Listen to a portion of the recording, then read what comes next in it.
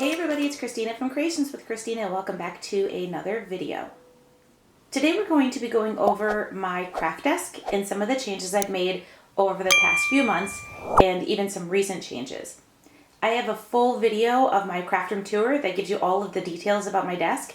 I will link that down below in the YouTube description. I don't keep too much stuff on my desktop. Mainly my only crafting tool that's on my desktop is my Gemini Junior. This is what I use 90% of the time for die cutting. I have this little container of post-it notes. That's just for quick jotting of notes, or if I use it sometimes for masking when I am stamping. My favorite hand lotion is here. Then I also have this little bowl that is actually here for keeping dies and when I'm working on projects, maybe throwing the little pieces in. I also have a little salt cellar for keeping my lawn fawn cloth in. I think I got this idea from Jennifer McGuire. The only thing is you just need to make sure you keep it open a little bit so your cloth doesn't get too stinky. So the rest of my desk is pretty clear. The only other thing I keep on my desk is my glass cutting mat by Tim Holtz. The top drawer on the left-hand side of my desk is my embossing drawer. I have one of these acrylic holders that I picked up at Home Goods, and it keeps everything nice and organized. In the very back, I have a couple, or just two actually, of these containers with my silver and black embossing powder. I also have this little tin that my friend Terry sent me a long time ago, and inside of that is where I keep my embossing buddy. I have my ultra thick embossing powder back here, and in the very front of this drawer, in this little container, are these little spoons that you can use for your embossing powders if you keep them in a storage container. In this cabinet, which is underneath my embossing drawer, is where I keep things like my trimmer.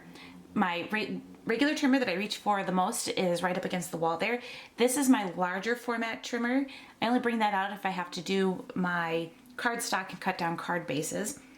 The top shelf up there is my Epson photo printer, which I absolutely love, and my little create a sticker machine that I've had for, I can't even tell you how long, it's been years.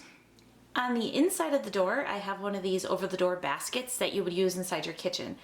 I keep my Tim Holtz trimmer in here, and then I also keep my Gemini cutting plates right behind that. So when I'm working at my desk, I just open up this door and I can easily just pull these things out really quick. In the middle section of my desk is this really thin drawer, and this drawer is super handy. I can keep things in here like my Score Pal, my stamping presses. I have the Misty, the Tim Holtz, as well as the We Are Memory Keeper ones. I have extra Misty pads right here, and then in the very front I have this little tin that's the bottom of a stamping ink holder tin, and it has all of my acrylic blocks, because even though I have my stamp presses that I use those the most, I still reach for my acrylic blocks if I'm just working on something really simple. On the right hand side of my desk, I have a 3-drawer unit, the top one being the smallest drawer, but is also the one I go to the most. In the very front, I have some post-it tape, I have regular Scotch tape, I have another acrylic holder that keeps things like my adhesive, my little scissors, some glue sticks and pens. My foam tape is here. I use my frog tape is here. My purple tape. My rulers, I have rulers on the side over here, another one on this side. And then in the very back, and I don't know if you can see that, is where I keep all of my larger scissors, my Tim Holtz, and then my ones that I use for kind of when I don't want to use my Tim Holtz. So more for destructive creating. This second drawer is deeper than the first drawer and where I keep a lot of my other tools.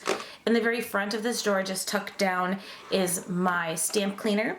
And then I have 2 acrylic holders here. These are the kind that you would use for vanity to put your cosmetics in. And I have all of my things kind of sorted out and separated. All of my pens, my gel pens, and basic tools. I'm not going to go over what all of that is. I just kind of wanted to share how that changed from the first time I set up this new space. On the very side here, I have my corner rounder, and then in the back is where I keep my neutral card stocks. I have them in a refrigerator bin. They're already cut down to 4 1/4 by 5.5. I keep things like my 80-pound white cardstock, my grays, my neutral colors, and then in the very back here is where I keep my folded card bases out of my 110-pound cardstock. On the side is my Bristol cardstock, along with Distress watercolor paper and also the Distress wood grain paper. In this last drawer, I keep my more cardstock. I have my colored cardstock in the front here, again in one of those refrigerator bins. They're all cut down to the card base size, 4 1/4 by 5 1/2. And I have, just like my top drawer, I have everything separated with a note or a tab or a divider rather that says the name of the color of the cardstock as well as the company. And then in the back, I have my 6x6 paper pads. They're all stuck right back here. And then on the side is my 110-pound cardstock that I cut in half that are ready to go for when I need to make card bases. On the side of my desk, I have my heat gun, and I have that hanging off a 3M command hook. Right next to that is a surge protector that is being held with the 3M Velcro adhesive, and I'm able to turn this on and off when I'm in the room. So I keep that plugged into the side of the desk so that it's easy to get to and easy access. I thought I would give you guys a quick update about this cabinet that I was talking about in one of my other videos that you guys helped me with as far as what to do with keeping my mats.